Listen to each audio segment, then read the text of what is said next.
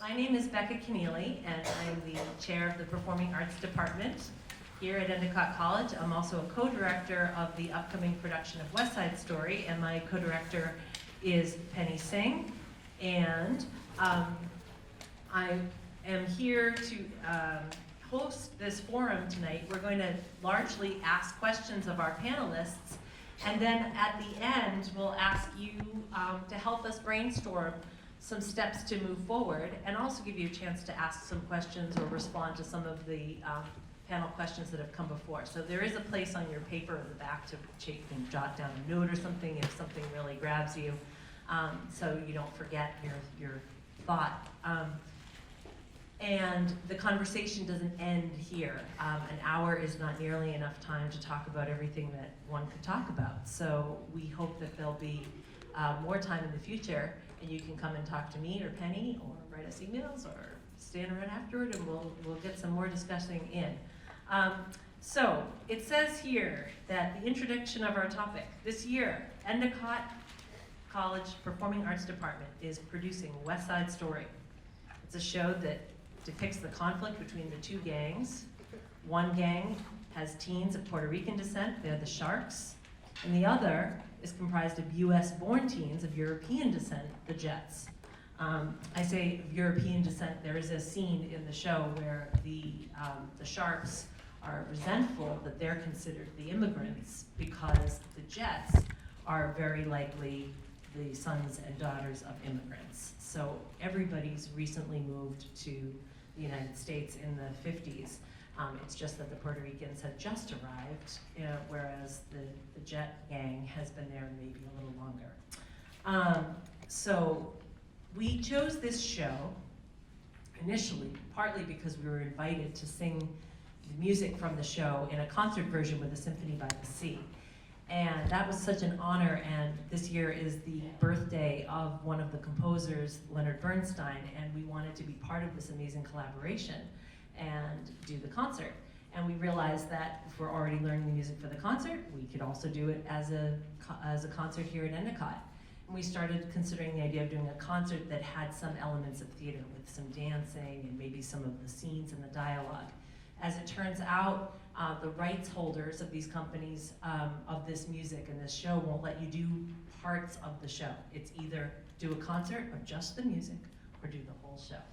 So being caught between those two options, we decided to go for it and do the whole show. But along with that comes some very important responsibilities in how we depict the characters in this show. So that's what we're here to talk about tonight. With us, we have Karen Abbott, who is General Counsel for Endicott College, and am I right in saying that you're the chair of the Diversity Committee? I am. All right. And we have Kaylee Allen here, who is a student, class of 18. We will have Miles Davis, who is a recent alum. Ray Easter is here. She's playing the role of Maria in West Side Story and class of 18. We have Lauren Jakes, who is in the chorus of West Side Story and here at Endicott College, class of 20. Charlotte Gordon, Professor Gordon was planning to be with us. I don't see her yet, so hopefully she's on her way. And we have Nikki Sao Pedro Welch, our dance coordinator and faculty here.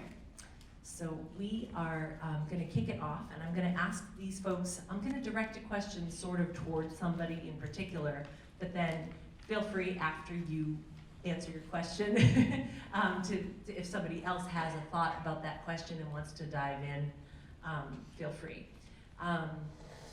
So, Ray, put you right on the spot. Do you think that West Side Story, this musical as it's written, is inherently offensive to Puerto Ricans? Could it be taken that way? Or is it more in how it sometimes gets presented?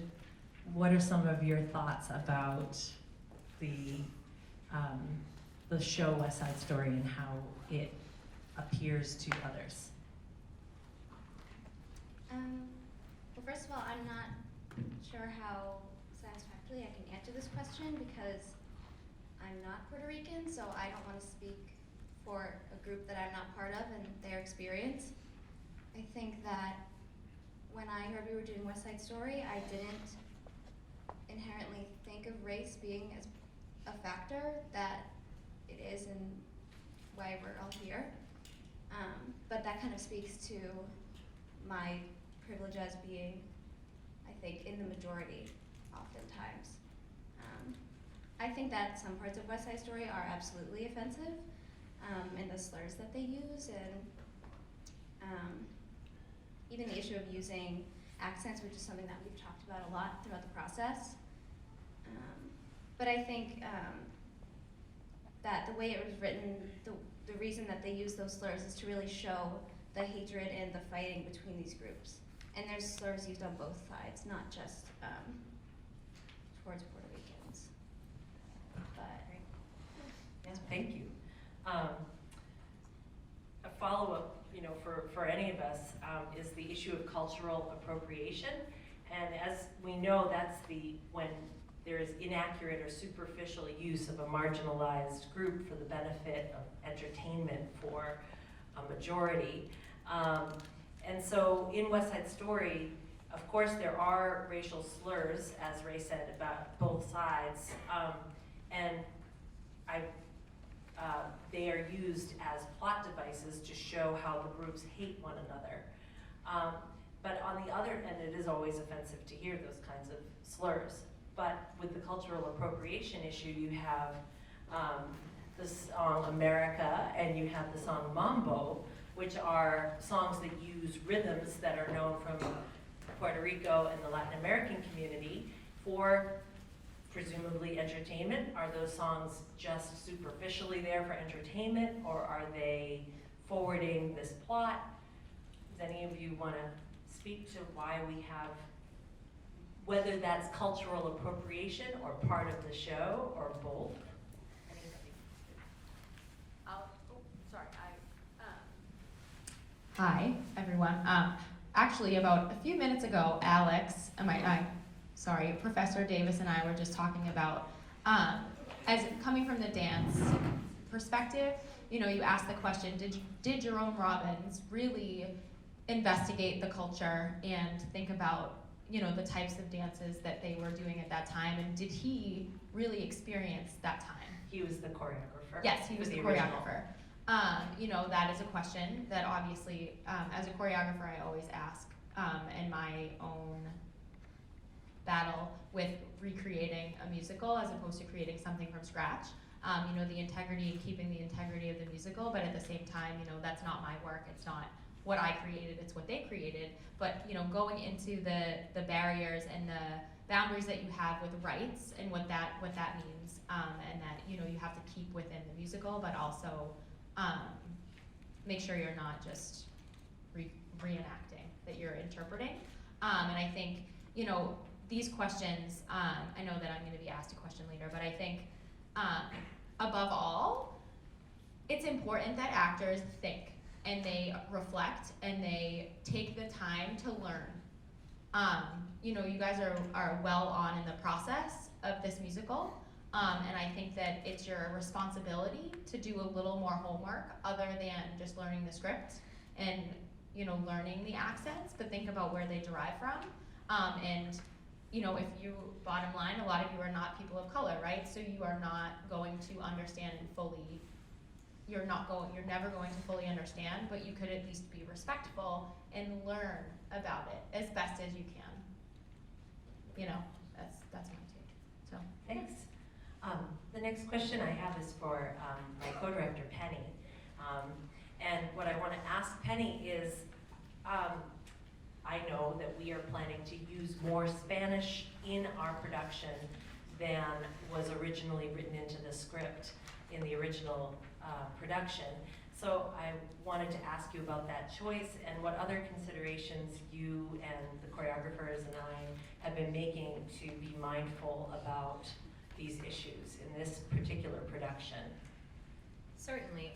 Well, we decided to use more Spanish in order to bring truth and light to the Puerto Rican people and have them speak their own language, and attempt to balance a small portion of the musical in order to have them speak from their perspective and offer from their perspective.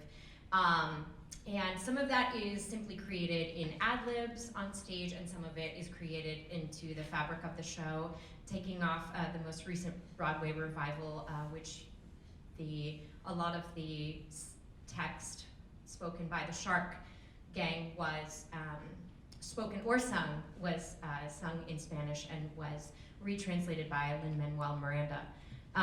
So we thought that that would offer just a taste of their perspective and be able to create that honesty within that group. And we've certainly been coaching the Spanish with native speakers and attempting to bring to light in that way. In terms of what else did we want to focus on? Yeah, the other considerations that have been made in costuming and certainly, makeup. again, thinking very honestly about the costuming and what the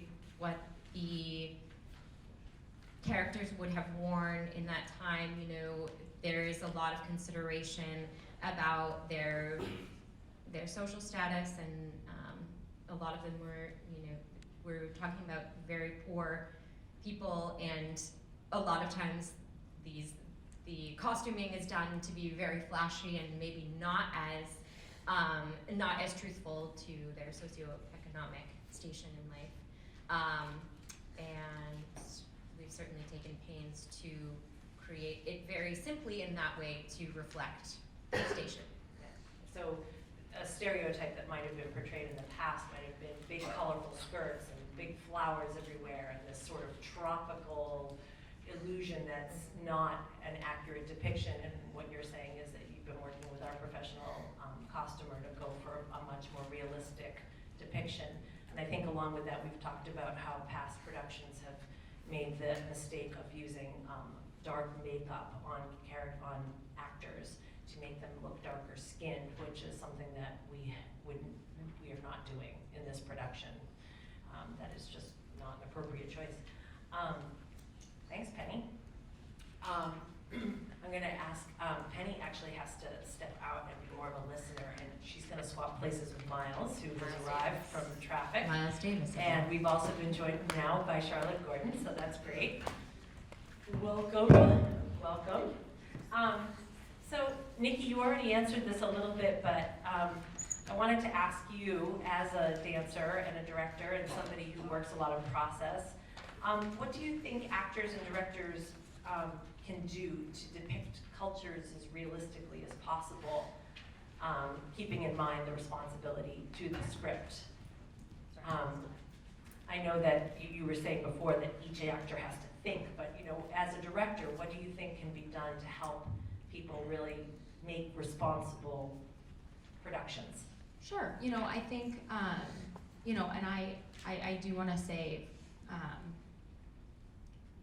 that the actors of the show, you put in a ton of time to just get the production going. And especially a production like this that is so deep. There's so much depth with this that, you know, and maybe you haven't thought about this because, you know, you are college students and you're learning on a bigger scale, and we're trying to help you figure out what that means. That, you know, when you audition for a musical like this, at first you're probably like, this is such a great dance show. This is such a popular musical. It has great music. And then when you get cast, you know, and the directors and choreographers start to talk about exactly what the musical is about, then you should start to think, okay, well then it's more than just the fluff. It's more than just the external performance. And I think as college students and as actors, if this, you know, this is part of your responsibility. It's not just to put on a great show. It's, you know, art is meant to make people think. It's meant to challenge questions that we might not want to answer. And, you know, there's so much involved in that. And I think that if you give it an honest effort into really think about what your character is, I mean, and, you know, directors can give you assignments and homework to say, you know, like, as baseline as this is, like at, you know, in the cafeteria tomorrow, like sit by yourself at lunch, or sit with a group of people that are not like you, and see how that feels. I mean, that is not even like scratching the surface, but at least it's somewhat of an attempt that you're not just taking on this character and taking on an accent and having no depth or have not researched it at all.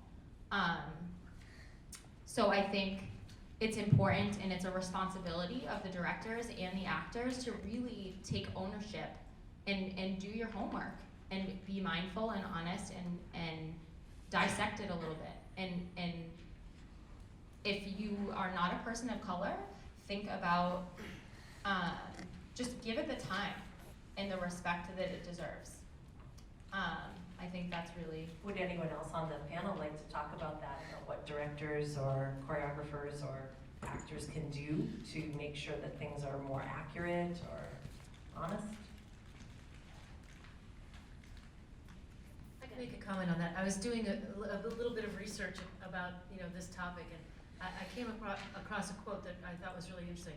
Part of the difficulty has to do with whether we perceive theater as a collaborative form in which a play is made new each time the director and actors put it on, or whether plays exist as blueprints for a single ideal staging that each production will realize to a greater and lesser extent. So that's kind of an interesting way of how do you really look at a theater production. Is the goal to be as historically accurate as possible? In some cases, you know, the author of the play has directed that this is the absolute ethnic background of the person, and I don't want anyone portraying it otherwise. And other I think authors are open to the idea of completely reinterpreting something, like for example, you know, an all-black Shakespeare production, things like that. So I think there's two different ways of looking at whether we really do need to be historically accurate. But I think the key thing is what you said about thinking. What is really our goal? What we're doing, are we doing it intentionally? Are we intentionally trying to come up with something new by changing people's races or ethnicities in these roles? Or are we trying to come up with something new, maybe because we're faced with maybe a community that doesn't, you know, reflect as much diversity as we might want to, then do we therefore not do the play? You know, I think that's just one of the things, again, thinking about why we're doing what we are doing in the play. Yeah, Lauren. Yeah. I also think that, like, if you think of theater as an art form, you know, many artists, like if you're thinking of painting, a lot of people will take art and like a tragic event that would happen, it's a display of emotion through art. And I think that like theater can be done the same way, of course. As long as it's done respectfully, I think that, of course, that's a perfectly acceptable way to do it. Kind of going along with that, I completely believe theater is an art form and it should be expressed in every which way and form, but if you were doing a show about Martin Luther King or about a predominantly such a strong person of color, you would not think twice about casting a person of color. You would not cast a white actor to play Martin Luther King. And I think it needs to be held to the same extent of West Side Story is race against race. When it comes down and dirty, that is the backbone. It is race against race. And you are casting the Martin Luther King of the show as white by casting the Sharks as white.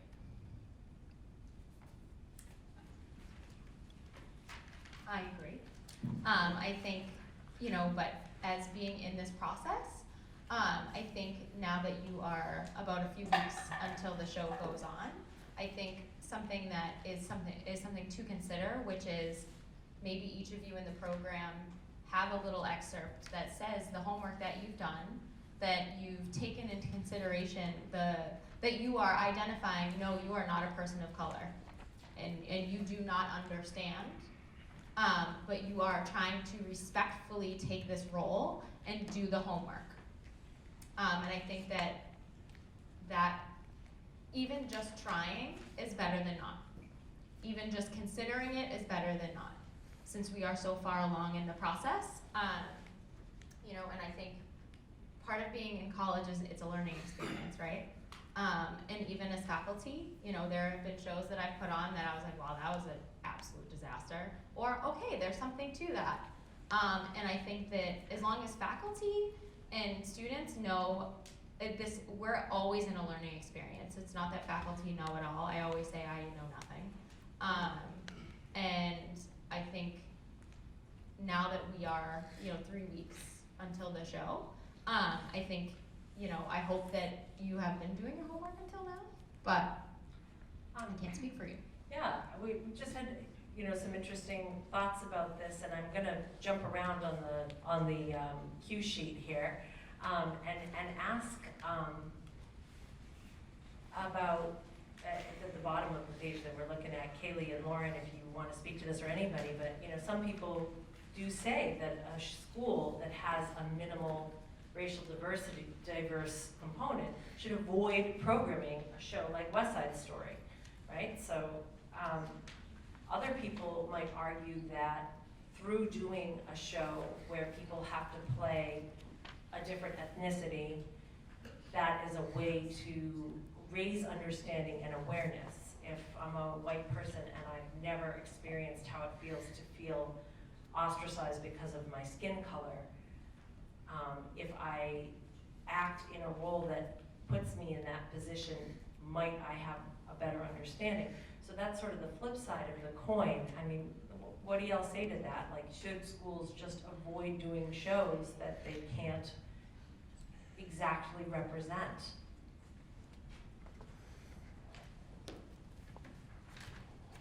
To ask a question to the question, I asked this to the directors, would you ever consider doing the musical Hairspray as a show at Endicott?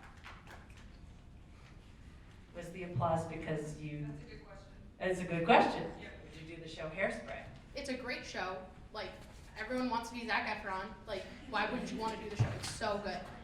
Would you consider doing it? It would depend on the... Right, it's a good question. Would you consider doing it? And I think if you hold Hairspray to the level of West Side Story, Hairspray is race against race. I don't know what it's like to be ostracized because of the color of my skin. I am a white girl. I probably, I don't have that problem. And I don't see anyone being comfortable playing a person of color in the show Hairspray and having to say, well, I'm acting as if I know what it's like. I'm acting like I don't have white skin. I'm acting as if I'm not in the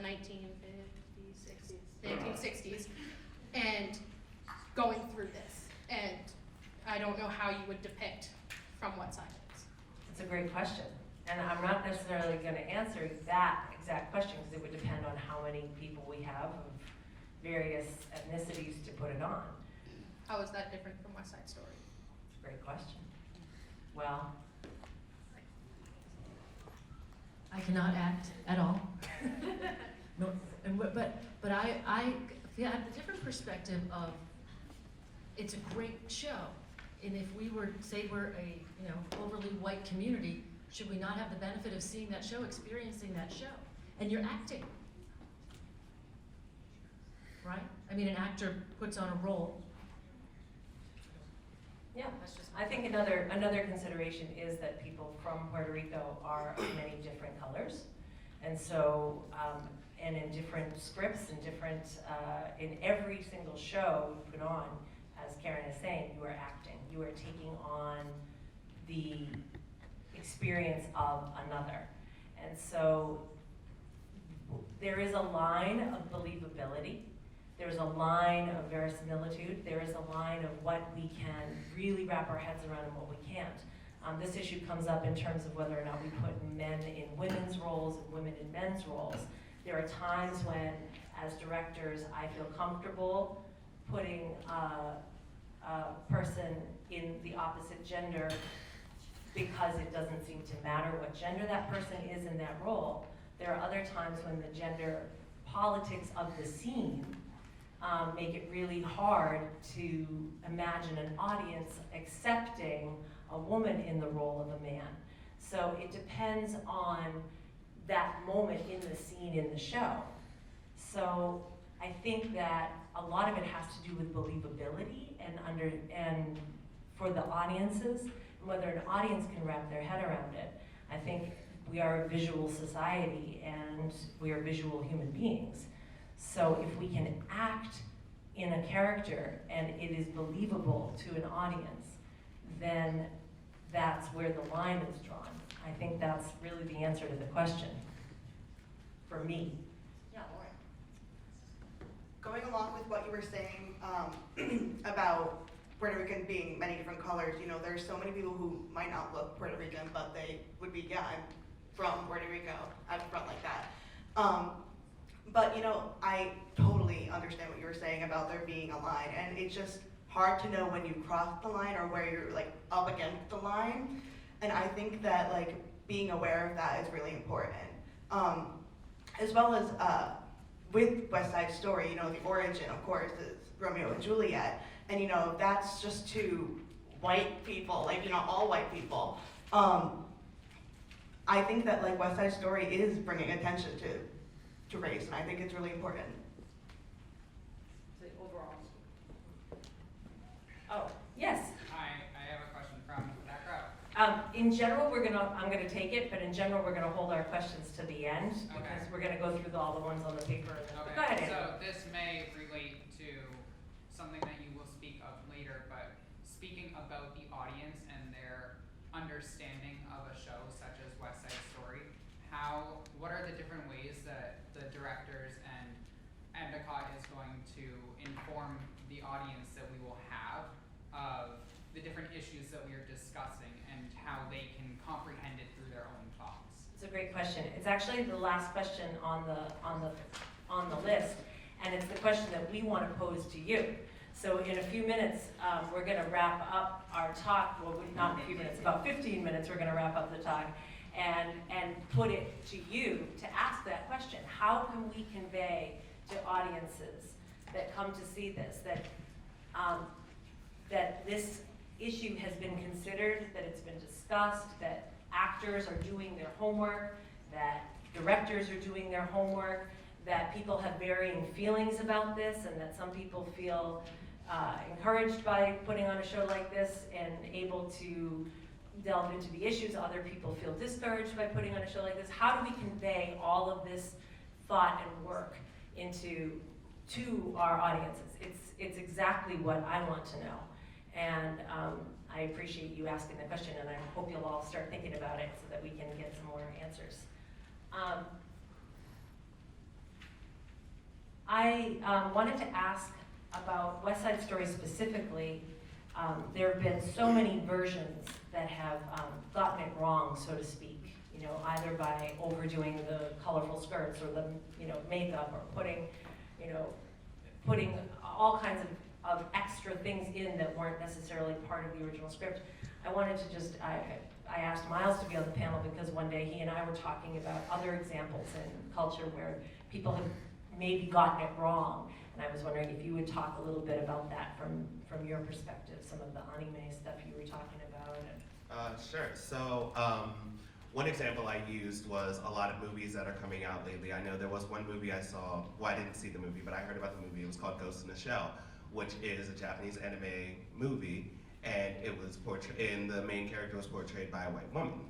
And so it goes to that same, it goes to the same argument as, you know, when is it okay to have another person of a different race playing that character?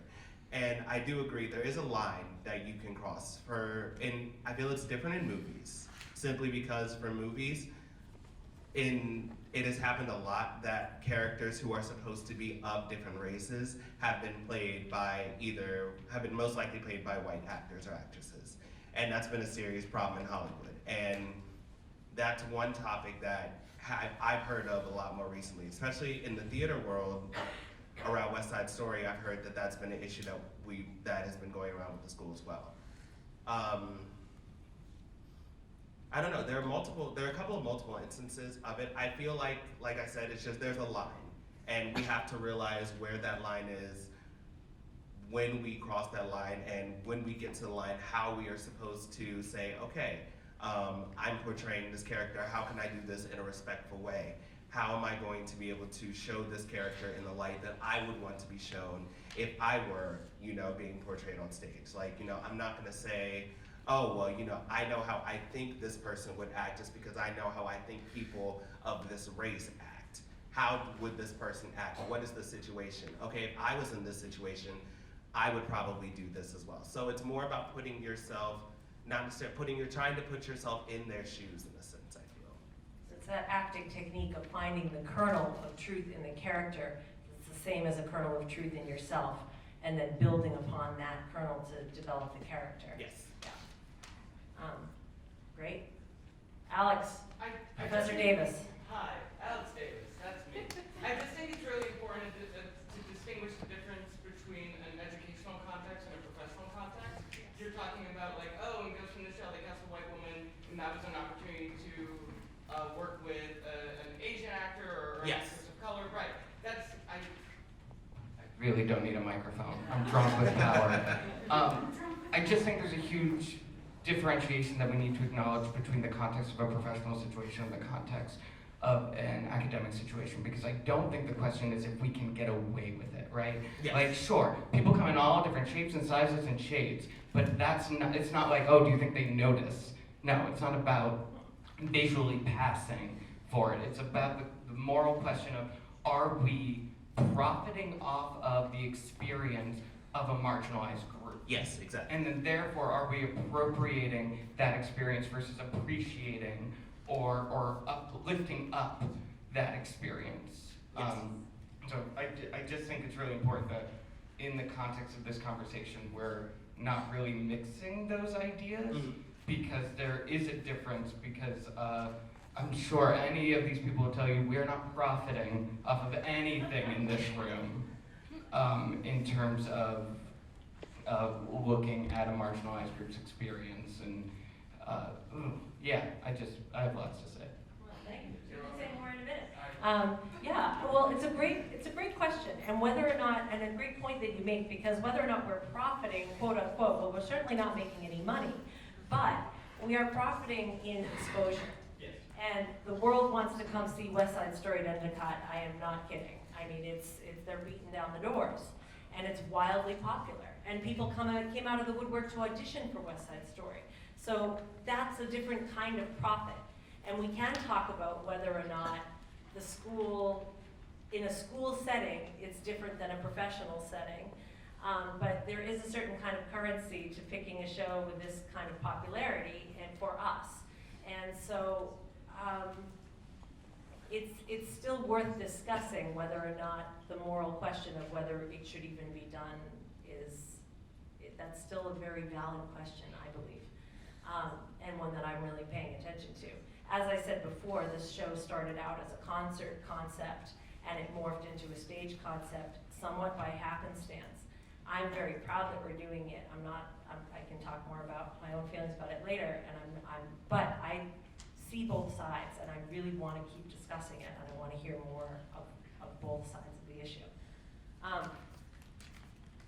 a question about profit. Yeah. I know you said that financially, like, Endicott's probably not profiting just because, like, the budget versus the ticket sales probably don't equal out. But I was just wondering if you've put any thought towards putting a portion of the proceeds towards Puerto Rican relief, since they've been going through everything with the hurricanes. And I mean, I think that would just be a great way to show that you're not just doing the show for the popularity of the show. I think you need to point out that. Great. Wonderful. Wonderful thoughts. Excellent. Good. Another question that I would ask any of us, in terms of, I sort of asked this before of Nikki, but I come at this from the classical music world and the choral conducting world. That's my background. And in choral music, we sing the music of other cultures and other composers different from ourselves all of the time. That's just what the field is. And I've delved very deeply into the music of and gospel music and African American spirituals. And I've worked, now performed on concerts of African American spirituals where I've been asked to be a guest director amid other African American directors, which is a bit strange for me, and it's put me in a very strange position at times. And I've talked with a lot of my colleagues, and I've thought about this an awful lot. And one thing that I hear again and again is that the art is the message, that the message is in the music, it's in the text. That is the message. And that the message of the art that is being made is what's important. And are you conveying that message?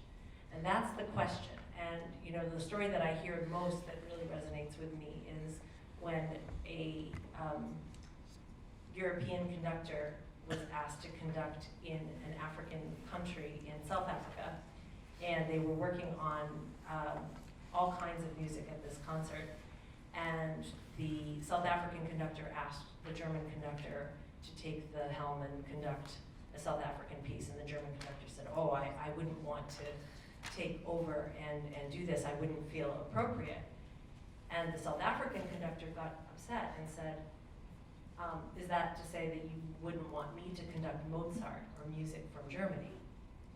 It's the art that matters, it's the music that matters. If I can conduct Mozart, then you can conduct South African music. So if you're studying it, if you're working with intent, that's the message. So this is where I've come from in this, and I wanted to ask, you know, is it different when it's a stage production? Is it different, because in dance you dance to music from, you know, is it different when you're telling a story? What makes this, some people don't believe that it's okay in choral music.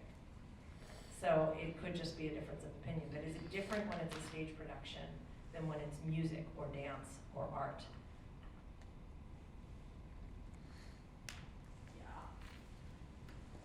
Excuse me.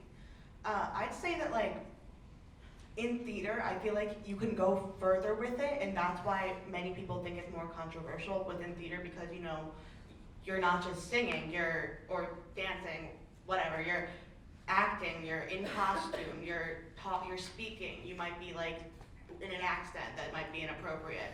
And I just think that in theater it's harder to try to be respectful, but like we've been saying, like, do your homework.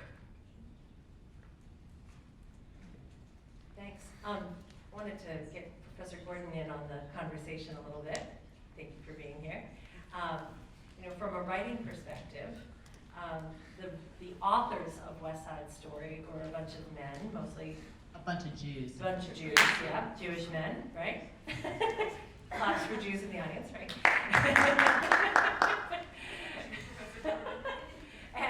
And what did they know about Puerto Ricans and the Puerto Rican American experience and, you know, the immigrant experience? And how does that, you know, what is it when we write about that which we don't know, that we don't live? Is all of that appropriation, is it ever okay? Is that Alex who was in the back row, or Alec? Alex. Alex. Yeah. I'm like you, Alex. I feel like I have so much to say, but I actually feel those of you who know me know this is a weird thing for me to say. I feel strangely humble at this moment. I feel like I have so many questions for all of you. I'm curious to know, has there been pushback to the project? Because I don't You're know looking about at it, yes. No. I'm looking at it, okay. Yeah. I'm super interested to hear about the pushback. I feel like white people in this country have been have benefited from institutionalized racism since the founding of this country, and that it's white people's job to educate white people about racism. And West Side Story in some ways is almost beside the point. It's about what this community is doing about institutionalized racism in general, and about our own individualized participation in racism. As a writer, this is what I'm tackling all the time. Who has the voice? Who has historically not had a voice? And so one of the reasons I've been uncharacteristically quiet is because I would very much like to hear what you all are thinking. So that's what's on my mind, is I want to know what you are thinking and what your thoughts are right now about race in Endicott, about the performance of this play, about the casting. I'm so interested. And I truly feel humble. I don't have a set of answers for you, as Becca, I don't think you do either. I don't. All I can say is, yeah, there's institutionalized racism. What are we gonna do about it, and what is our responsibility, each one of us? Charlotte, that's a great, thank you very much. And I think it's a great kickoff to opening it up. And I can run around with microphones and Professor Gordon asked the question, what do we think about racism at Endicott? What do we think about this play? And if you want to move the discussion even further, what do we do now? As Andrew Harrington asked in the back row earlier, how do we tell our audiences what we're doing and what we're thinking? Yeah, I'm going. Does anyone over here want to go back? I was gonna say that I know the film has been around for a long time, West Side Story, and I was just wondering how the dynamics of race have changed throughout that process into a play, I guess. Sure. The play was written first, about 11 years, or about that, before the making of the film. And their versions are different. And I guess I can say that I don't think race relations changed very much in those 10 years, from the 50s and 60s. Obviously, till today, well, I could open that to the room and see, are things any better for people now than they were? But the portrayal in the movie, to me, distorts what's in the script. The script, to me, I read the script as two equal groups of people feeling marginalized and stressed about their turf and their world and their existence in this country. I feel like the movie goes out of its way to villainize the Sharks and makes many choices that villainize the Sharks as a group and the Puerto Rican people. So that's my personal take on it, but you know, it's a good question. I'll put it up. No, I was just, this is, I think, a really great event. I wish we had more of these at Endicott. Hi, I'm Dana Mons, and I teach Spanish here. And I came in a few minutes late, but I'm wondering, did have a lot of the terminology that's being used been defined? What is Hispanic? When we talk about race, how are we defining these terms? Hispanic is not a race, right? And Puerto Rican is not a race, it's a nationality, just like being French or American. So I think we need to be more precise in our terminology. It's a question, comment. Thank you so much. Oh, sorry about that, I passed mics around so you Oh, can okay. run around. Thank you. All right. Well, so we'll get to Professor Liss in a minute. Go ahead. So I guess the first thing that I was thinking of, and that I think that's been really helpful, like listening to all of this, is that also, like when I first came to Endicott, I feel like I didn't think of race in any specific type of way really until I came to Endicott. And actually, when I took Professor Gordon's class in American Lit, and I learned a lot more about it, and also from having conversations with some of my friends who are people of color, and how I didn't really realize my privilege as a white girl until I came to Endicott. And but I kind of moved on a tangent, I'm sorry, but the question I kind of wanted to ask is, I feel like we keep talking about this line, it's like the line, the line, the line. And I guess my kind of thought is, who gets to decide where the line is and who's drawing the line? And because when we're talking about this, and even if a show like West Side Story, even if it's put on very thoughtfully, if you're casting predominantly a white cast, even if you're trying to have representation from the Puerto Rican community and the European community, even like what Kaylee said, if this was trying to do something like Hairspray, depending on who's making the decisions and drawing the line, are they making the decision thoughtfully? Even if you're thinking that you're making it thoughtfully, if you're really making it thoughtfully, you would include everybody who's represented in the conversation.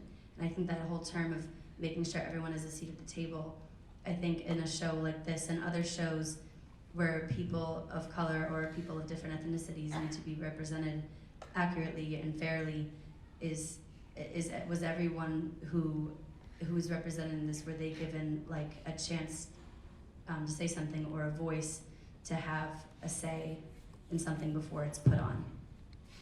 That's a lot of questions. That's a lot of questions. So the one answer I can give you is yes and no to the last little bit about what you were talking about. I started writing to people on campus back last August to ask for advice on how to do this intentionally and respectfully. And I was given names of people at the Boston campus, and I was Dr. Laura Rossi Lee is half Puerto Rican descent, and I spoke a lot with her. I spoke with Brandy Johnson, who's our Dean of Students, and I asked a lot of questions about how to go about this. And this forum was one of the things that they recommended. They also recommended I speak to a whole lot of people who I tried to speak to, and a lot of them didn't respond for whatever reason. So, you know, so have I succeeded in doing this as intentionally and bringing everyone to the table as much as I wanted to? No. Could it be better? Yes. Have I tried? Yes. But it's not a perfect world, right? Yet. Not achieving it all yet. I want to pass it, Sarah. Hi. Hi. My name is Isis. I'm a junior here at Endicott. I'm a single parent of a black woman, a parent of a black son. I'm also have been on the board of diversity, and I'm a part of one of our student organizations that's a diversity organization, Alana, on campus. And I'm really happy we're able to have this conversation because it's something that I've been thinking, is Endicott ever really going to have, you know? It's this kind of beating around the bush conversation. And I appreciate you having it as well before the actual play, right? But I think the conversation, if I'm not mistaken, is to have it before the play so you can think,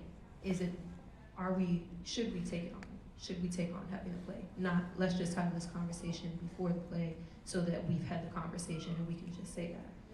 So, just to say, Becca, I heard you say that sometimes you, or as a director, you might think about casting a woman as a man in a play, you know? And I think that's great in terms of fluidity, but I also think that that's to reject a certain gender stereotype, right? And that's empowering. You want to be able to reject those things. But to cast a white actor as a black actor or an actor of a different ethnicity that's been marginalized, I would, based on the past of theater, you know, these issues always come up in theater because theater is also compromised of majority white people, you know, so this is a constant issue. And to cast white actors as these groups of people that have been discriminated against or is being discriminated against in the play, isn't that to perpetuate a certain stereotype? And, you know, as a professor had previously said, we also have to unpack what it means to be Puerto Rican. Puerto Rican is a nationality, right? It's an ethnicity. So if we talked about that, then we're not also including race in terms of who's Puerto Rican. A Puerto Rican can look so many different ways. You can be a black Puerto Rican and you can still identify as being black. You can be a white Puerto Rican because you grew up white or you had those physical features of being white. And so that's to unpack it. Who's to say that because it's kind of close, it's close enough that you can take on that. And these are just a lot of questions that I'm having because I think it's the first time that I'm able to ask white students at Endicott, how do you feel about taking on a role of being somebody that's not you? And we're talking about this kernel, right? This kernel that grows inside of you as an individual, this kernel that you should take on, you know, as an actor, and trying to find that kernel in the person that you're acting as. Can you find a kernel as being somebody that's discriminated against and marginalized? Can you find a kernel by sitting by yourself and not sitting around your white friends? Can you still find that kernel? And to be honest, I would say no. Why? Because the kernel would never be in you where you've been marginalized, where your people have been discriminated against, where you feel as though the campus that you compromise on, the place that you live, the news that you read about isn't about you in the way that you live your lives. You could sit by yourself, you don't have to talk to your friends, but this world will show you that essentially essentially you always have this privilege. And so I think it goes down to privilege, right? You have the privilege to take on a black actor. I think that's what it comes down to.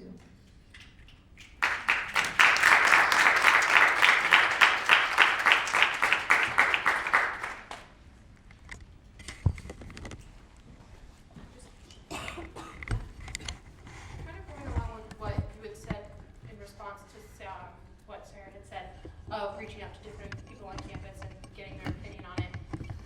I never was reached out to about, as a student, if this is okay, and I just wondered, did you reach out to anyone who's not a faculty or a professor here about whether or not Endicott should put on West Side Story? I wonder, because I think if you had reached out to the student population who, when it comes down to it, this is our show, we are the actors and actresses, if we weren't in it, there wouldn't be a show, and I think you should have asked the people portraying these characters before you would ask the head honchos of the school. Thank you. Professor Liss and then Professor Davis. Don't call me no professor, I work for a living. Hey, how are y'all? Hi. Well, first of all, it's a very stimulating and interesting conversation, and in an academic setting, it makes a great deal of sense. I do think, though, that we come back to what Nikki said a long time ago, which is what you spoke about in the cafeteria, which is classic method acting, where you try to put yourself into the position of someone who's had these experiences, and you try to bring them to life. So, I mean, here's the problem I have. In the final analysis, you don't know what you're referring to? You suggested Sorry, I that. didn't say, sorry, and I Okay. agree with you. I don't think that people, I'm saying that in terms of, this show has been cast. Right. It is supposed to be put on in 3 weeks. So the fact that the students have auditioned, right, and ultimately you're putting on this show, the least you can do at this point is think about it. Right, Like, but yeah, so I'm not, but I actually agree wholeheartedly with what ISIS said. well, what you're talking about, though, and this is what's interesting, is you're bringing this back around to theater. Yeah. In the final analysis, this is theater. You're putting on a play. Not only are you putting on a play, but you're putting on a play that's a period piece. Let's speak realistically here. You have singing and dancing gangs on stage. I mean, in the final analysis, again, it's fine to have these discussions, but this is what actors do. Actors assume different roles. I mean, it just strikes me as being within the structural confines of a play, a musical play, no less. I think again, it's wise to think about the role of theater as entertainment, about the role. I mean, I'll give you for instance, and then I'll shut up. But why in the world, if you're performing for an English audience, would you have actors speak in Spanish? It seems to be a contrivance, and it seems to make utterly no sense at all. Your business in the theater is not self-indulgent. Your business in the theater, it strikes me, is to communicate, and communicate the essence of the material that you're given to communicate. Why would you do it in Spanish for an audience that doesn't speak Spanish? It just doesn't make any sense. And I'll ask you a question. Do you have any problem, does anyone there have any problem with a non-Jew playing a Jewish character?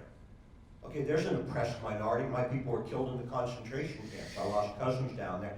I don't have a problem with it in the world, but I wonder if anybody up there does. Who is to draw the line? Who is to decide who is and who is not oppressed? And I think these are reasonable questions that ought to be asked. And that's just my take on it. I suppose I'm from the Spencer Tracy category of a school of acting. Know your lines and don't bump into the furniture. But having said that, I do think it's possible to get too analytical and too carried away and forget that you are only really trying to put on a play. Okay, here comes Professor Davis. Excuse me, Professor Liss, but I actually think the way you're speaking about the art form is pretty rude. you seem to be adding this layer of frivolousness to something that I've dedicated my life to and something that I've dedicated my professional career to. It's not just putting on the play, and in fact, I'd argue that at the end of the day, this isn't about putting on a musical, but at the end of the day, it's about educating. So, in the context of this educational situation, I ask, do these students deserve the educational experience of going through this very historical piece of work, of going through this very unique process, regardless of the racial makeup of the student body, which, no offense, Endicott, but if we wait 50 years, we're still not gonna have enough people to do a racially appropriate production of West Side Story, and that's because of systemic racism, and that's a whole separate problem, right? And that's something we have a responsibility to So you deal just with. asked the question, do we wait? Do you wait 50 years to do a historical educational As piece? an educator in this setting, I say no. I believe that this is an experience that students deserve to have, and I believe that this is coming up not only in educational settings, but in our professional environment as well, as large theater companies begin to revive old works that are extremely problematic. We are asking ourselves, what's the difference between holding something in reverence versus holding something in memory? And I actually believe it's very directly connected to a lot of the issues around Confederate statues that are going on in the South. So do these statues of Confederate soldier figures belong in public parks, or do they belong in museums? And what's the difference, right? So like, do we put on these works as memory pieces, as reflection pieces, as a way of holding a mirror up to the contemporary political environment and asking us to consider previous moments, like the moment that the play is portraying and the moment that this play was written in the context of our contemporary situation, right? It's the same thing with these statues, right? We shouldn't destroy these statues. They hold their place in our history, but we sure as hell shouldn't be putting them in public parks where we're making, you know, young children of color walk by a statue of Robert E. Lee every, like, no, nobody wants that. But we should put them in museums so that in that controlled, respectful environment, we are discussing the history. I believe it's the same thing. No one's putting this play up and saying like, gee, remember when these gangs used to fight because of their races? Wasn't that awesome? No, we're putting it up as a way of reflecting and thinking about divisiveness in terms of race and trying to apply it to the context of our current situation. In my humble opinion. I'm gonna let Ray say something, and then I have you, and I have you over there, right? Yeah. You wanna speak? Okay, so go ahead, Ray. I don't really have anything, like, any answers to say. But I just wanted, because we're talking about what is, like, should a white person play a Puerto Rican person, and that's what I'm doing, and that's why I wanted to be on the panel. Not because I have answers about it, but I want to be involved in the discussion, and I feel a responsibility to be involved in the discussion. And I don't want to sit up here and say nothing, but I also feel like I don't have these answers. And I mean, what attracted me to West Side Story in the beginning was the music, and it's gorgeous, and I feel so privileged that I'm allowed to sing it and perform it for everyone. And I just want to say that I hope that when we put this on, that everyone feels that we do it justice and do it in a way that is reflective and educational. And I think sitting on this panel makes me realize that I have a lot of work to do in working on my character and learning about my character. And it's just, yeah, it's uncomfortable sort of, but it's a good uncomfortable because it's fueling the discussion, I guess.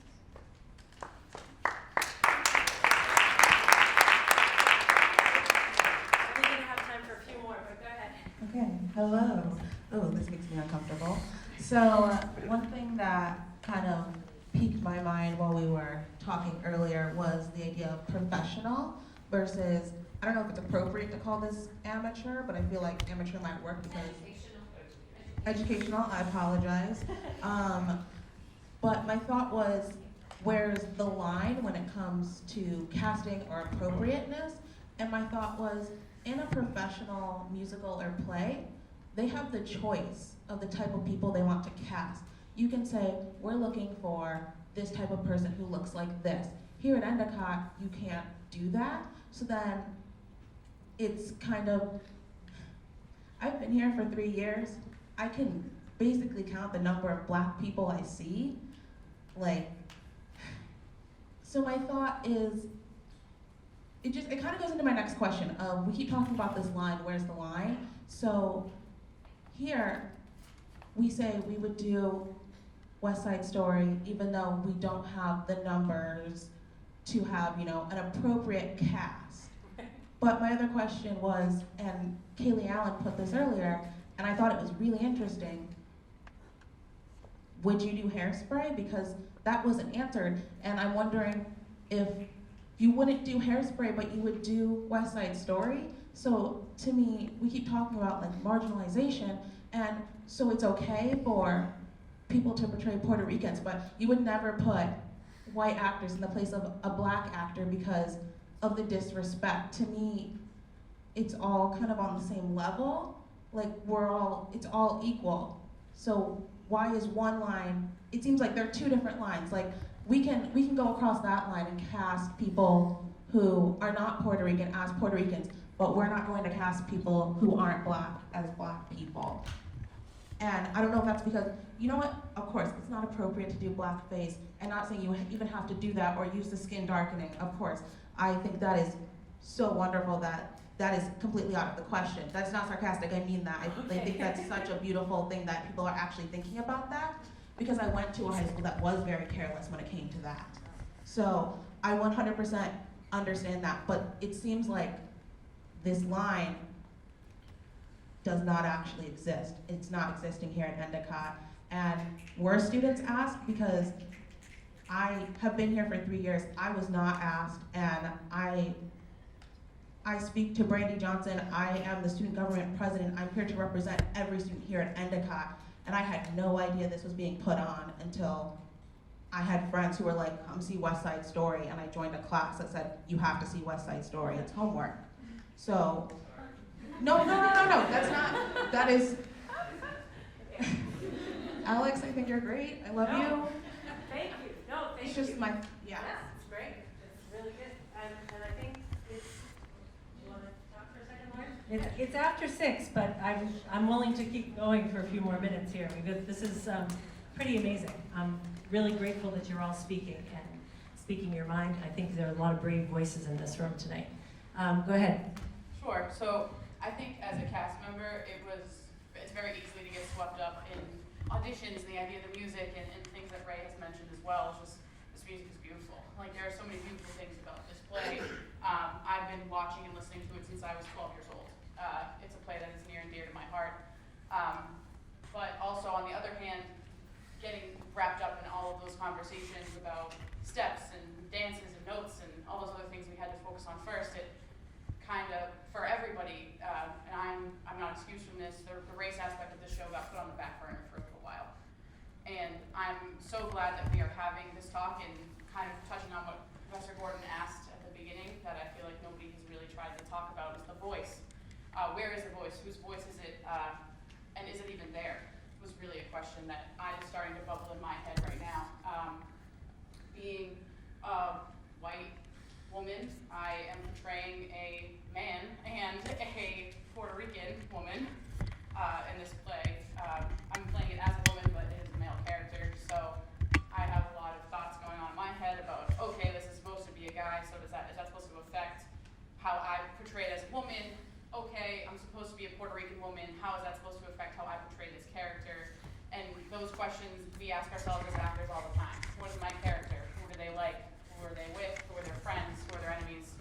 And this show has brought up a lot of questions for a lot of us, and I feel like the voice of a Puerto Rican person is very lost, and that's why a lot of the cast members go to people who are of color or are of Puerto Rican descent in our cast and ask questions.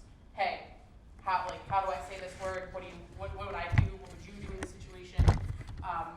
There are conversations happening. I don't want it to seem like, from a cast perspective, that we're just a bunch of white kids sitting here being like, we're doing West Side Story, and just being done with it. Like we, as a cast, are really trying to collaborate and work together and create a voice out of somewhere that seems like there is no voice. Lauren, what will we do to continue that? That's the other question, the question that Andrew Harrington asked, and how, you know, you're right that sometimes it gets put on the back burner, and it was actually a little bit the plan all along to make sure that we were staged by today and then go deep together.